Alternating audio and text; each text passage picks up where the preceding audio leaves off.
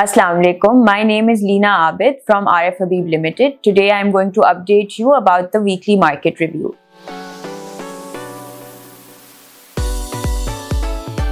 KSE 100 index ने इस हफ्ते पॉजिटिव मूवमेंट दिखाई।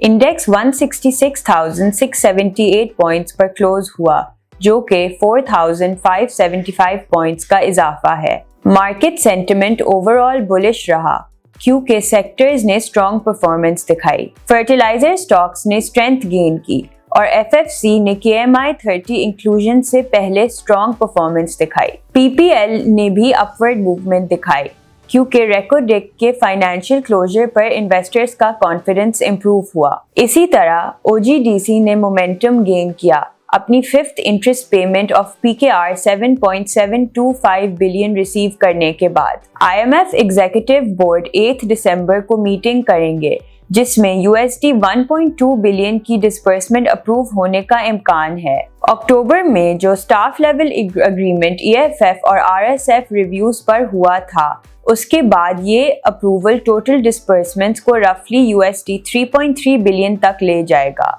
जो इकोनॉमिक स्टेबिलिटी के लिए इम्पोर्टेंट सपोर्ट प्रोवाइड करेगा। लेटेस्ट टी-बिल ऑक्शन में SBP का टारगेट PKR 650 बिलियन था, जबकि PKR 1.803 ट्रिलियन की बिड्स आई और उनमें से PKR 749 बिलियन एक्सेप्ट किए गए। 1 मंथ टेन्योर के लिए PKR 648 बिलियन की बिड्स आई, जिसमें से PKR 61 बिलियन एक्सेप्ट हुए।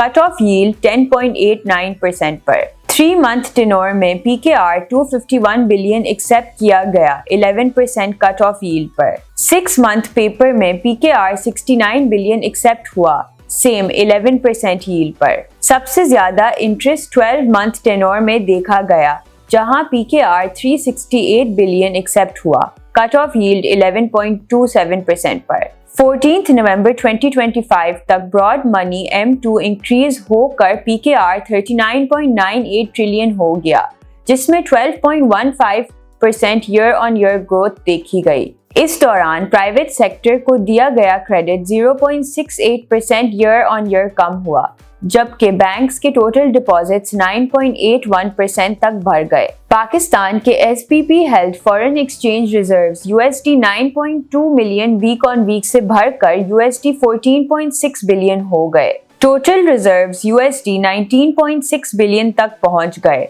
जो 2.36 मंथ्स की इंपोर्ट कवर प्रोवाइड करते हैं। PKR ने USD के मुकाबले में स्टेबिलिटी दिखाई और PKR 280.52 पर क्लोज हुआ।